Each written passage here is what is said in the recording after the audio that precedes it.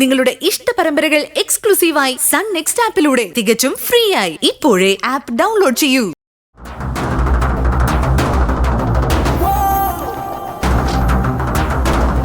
വക്കീലേ, ഇതാരെ? Doctor സാറോ?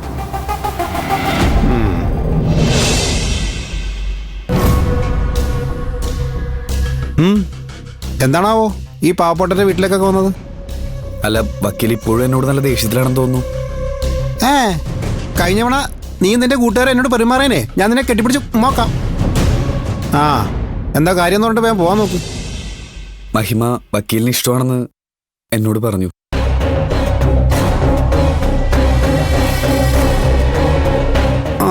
ഇതൊക്കെ നീ എന്നെ പറ്റിക്കാൻ പറയുന്നതാണെന്നൊക്കെ എനിക്കറിയാം. അല്ല, സത്യം.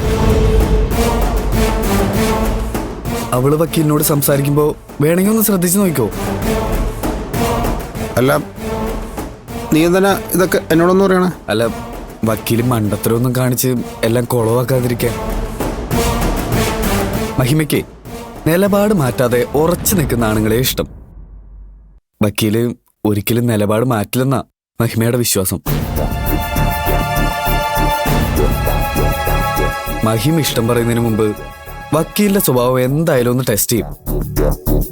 അതുകൊണ്ട് ആദ്യം അവൾ കല്യാണത്തെ കുറിച്ചുള്ള വക്കീലിന്റെ ഇപ്പോഴത്തെ നിലപാട് എന്താണെന്ന് ചോദിക്കും. വക്കീൽ ഒറ്റയടിക്ക് കല്യാണം കഴിക്കുന്നതിൽ വിരോധമില്ലെന്ന് പറഞ്ഞ അവൾക്ക് വക്കീലുള്ള മുഴുവൻ ബഹുമാനവും നഷ്ടപ്പെടും.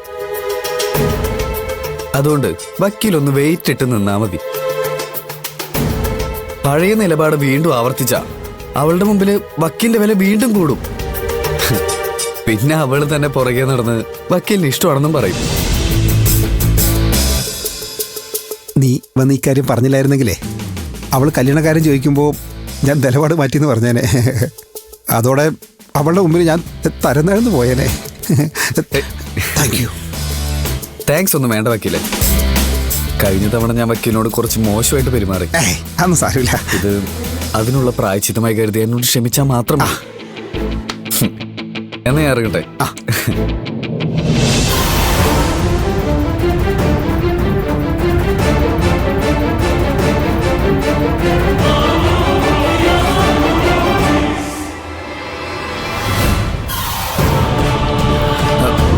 Hello aunty. നിനക്കെന്താടാ ഈ വീട്ടിൽ കാര്യം? ഞാൻ വെറുതെ ഒന്ന് വക്കീലിനെ കാണാൻ വേണ്ടി വന്നതാ. എന്നാ പോട്ടെ വക്കീലേ. എന്തിനാവൻ വന്ന? അത് ചുമ്മാ വന്ന. അന്നവനെ എന്നോട് കോളേജിൽ നിന്ന് മോശമായിട്ട് പെരുമാറിയില്ലേ, അതിന് മാപ്പ് വയ്ക്കാൻ വന്നതാ. അതിന് മാത്രമാണോ അവൻ വന്ന? അതെ. എനിക്കത്ര വിശ്വാസം പോരാ മോനെ. ഞാൻ പറയുന്നത് നീ എഴുതി വെച്ചോ. ഇവൻ നിന്റെയും മഹിമയുടെ ഇടയിൽ പ്രശ്നങ്ങൾ ഉണ്ടാക്കാൻ നടക്കുന്നവന്. അവൻ എങ്ങനെയെങ്കിലും ആ കോളേജിൽ നിന്ന് പോയി പണ്ടാറടങ്ങിയാൽ മതിയായിരുന്നു. വെറുതെ അവനെ പ്രാകല്ലമ്മേ, അവൻ കുഞ്ഞു പയ്യനല്ലേ. നീ ഇതുകൊണ്ടൊന്നും പഠിക്കത്തില്ല. അറിയാത്ത പിള്ളയ്ക്ക് ചൊറിയുമ്പോ അറിയും.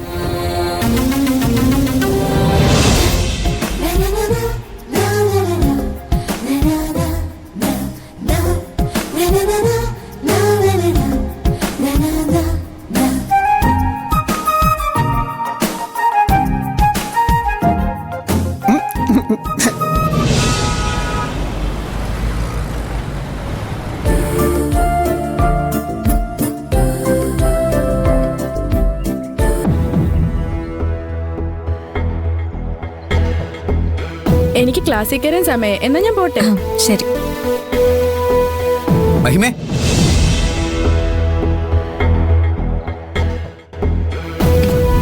എന്തായി? നീ വക്കീലിനെ കണ്ട് സംസാരിച്ചോ? സംസാരിച്ചു. എന്നിട്ട് മുകുന്ദൻ പറഞ്ഞത് നിനക്ക് പ്രതീക്ഷ നൽകുന്ന കാര്യമല്ല. വെറുതെ സസ്പെൻസ് ഇടാൻ നിൽക്കാതെ വക്കീൽ എന്താ പറഞ്ഞെന്ന് മാത്രം പറ. മുകുന്ദൻ ഇപ്പോ ഒരു ബന്ധത്തിന് മാനസികമായി തയ്യാറല്ല. അയാൾ ഇപ്പോഴും കഴിഞ്ഞതൊന്നും മുഴുവനായിട്ട് മറന്നിട്ടില്ല. തൽക്കാലം കരിയറിൽ കൂടുതൽ ശ്രദ്ധിച്ച് നല്ലൊരു നിലയിലെത്താനാണ് അയാളുടെ തീരുമാനം. അയാളുടെ ജീവിതത്തിൽ ഒരു പെണ്ണിന് സ്ഥാനമുണ്ടെന്ന് എനിക്ക് തോന്നുന്നില്ല. ഞാൻ എന്തായാലും വക്കീലിനോട് സംസാരിക്കുന്നുണ്ട്.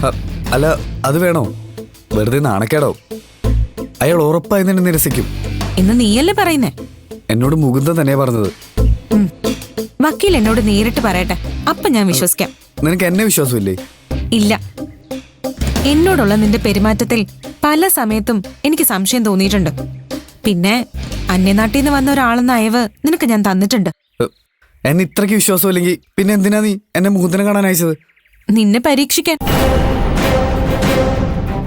കോളേജിൽ എന്നെയും നിന്നെയും ചേർത്ത് പറഞ്ഞു പരത്തിയ കഥകൾക്കൊക്കെ തുടക്കമിട്ടത് നീയാണോ എന്നെനിക്ക് പലപ്പോഴും തോന്നിയിട്ടുണ്ട്. പക്ഷേ ആ സംശയം ഉറപ്പിക്കാൻ എന്റെ കയ്യിൽ തെളിവൊന്നും ഉണ്ടായിരുന്നില്ല. ഇതോടെ ആ കുറവില്ലാതാവും. ഞാനിപ്പോ വക്കീലുമായിട്ട് സംസാരിക്കാൻ പോവാ. നീ പറഞ്ഞത് എന്തെങ്കിലും നുണയാണെന്ന് എനിക്ക് മനസ്സിലായ നിന്റെ കാര്യം ഞാൻ ഗിരിയേട്ടനോട് പറയും. പിന്നെ ബാക്കി കാര്യം അദ്ദേഹം നോക്കിക്കോളും. മഹിമ, നീ എന്തിനാ മഹിമ ഇങ്ങനെയൊക്കെ സംസാരിക്കുന്നേ? ഞാൻ പറഞ്ഞത് 100% സത്യമാണ്. അങ്ങനെയാണെങ്കിൽ നിനക്ക് പേടിക്കാനൊന്നുമില്ല. നമ്മൾ തമ്മിലുള്ള സൗഹൃദം തുടരുകയും ചെയ്യും. അങ്ങനെ തന്നെ സംഭവിക്കണേന്ന് പ്രാർത്ഥിച്ചോ.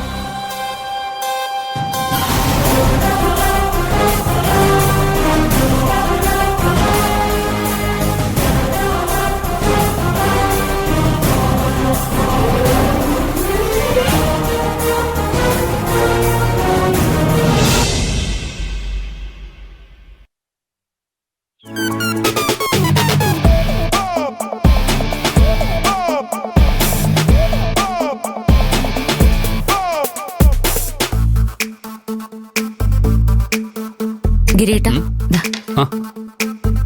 മഹിമ പോയില്ലേ? അവക്കൊരു അസൈൻമെന്റ് ഉണ്ടെന്ന് പറഞ്ഞ് നേരത്തെ പോയി. എനിക്ക് നിന്നെ കാണുമ്പോ ശരിക്കും അസൂയുണ്ട്. മഹിമ എത്ര നന്നായിട്ടാ വളർത്തിയത്. അവളുടെ അമ്മയുടെ സ്ഥാനത്ത് നീ ഉണ്ടായിരുന്നതുകൊണ്ട് അവളുടെ ജീവിതത്തിൽ ഇത്രയും നേടിയെടുക്കാൻ സാധിച്ചത്. സ്വപ്നയുടെ ജീവിതത്തിൽ ഒരു ചേട്ടനേക്കാൾ കൂടുതൽ ഒരച്ഛനെന്ന നിലയിലും ഞാൻ ഉത്തരവാദിത്വം ഏറ്റെടുക്കേണ്ടതായിരുന്നു. പക്ഷേ എനിക്കതിന് സാധിച്ചില്ല. അപ്പോഴത്തെ സാഹചര്യങ്ങൾ മോശമായതുകൊണ്ട് എനിക്ക് പഠിക്കാൻ കഴിഞ്ഞില്ല. കുറേ അടിപിടി കേസുകളിൽ ചെന്ന് പെട്ടു. ഞാനൊരിക്കലും അവൾക്ക് കണ്ടു പഠിക്കാൻ പറ്റിയ ഒരാളായിരുന്നില്ല. എനിക്കവളെ ഉപദേശിക്കാനുള്ള അധികാരം പോലും ഉണ്ടായിരുന്നില്ല. കാരണം ഞാൻ ചെയ്ത തെറ്റുകൾ ചൂണ്ടിക്കാണിച്ച് എന്നെ മിണ്ടാതിരുത്താൻ അവൾക്കറിയാമായിരുന്നു. ഞാനിങ്ങനെ ആയി പോയതുകൊണ്ടാണോ സ്വപ്ന വഴിതെറ്റിപ്പോയതെന്ന് എനിക്ക് സംശയമുണ്ട്. അങ്ങനെയൊന്നും പറയല്ലേ ഗിരിയേട്ടാ. എനിക്ക് മഹിമയുടെ വിജയത്തിൽ കാര്യമായ ഒരു റോളും ഇല്ല. എന്നെക്കാളും കൂടുതൽ മഹിമയെ സ്വാധീനിച്ചിട്ടുള്ളത് അച്ഛനാ. അച്ഛനു വേണ്ടിയാ അവള് ഡോക്ടർ ആവാൻ കഷ്ടപ്പെട്ട് പഠിച്ചത്. ആരൊക്കെ എന്തൊക്കെ തരത്തിൽ സ്വാധീനിച്ചാലും നമ്മുടെ ജീവിതം എങ്ങനെയായി തീരണമെന്ന് നമ്മൾ തന്നെയാ തീരുമാനിക്കേണ്ടത്.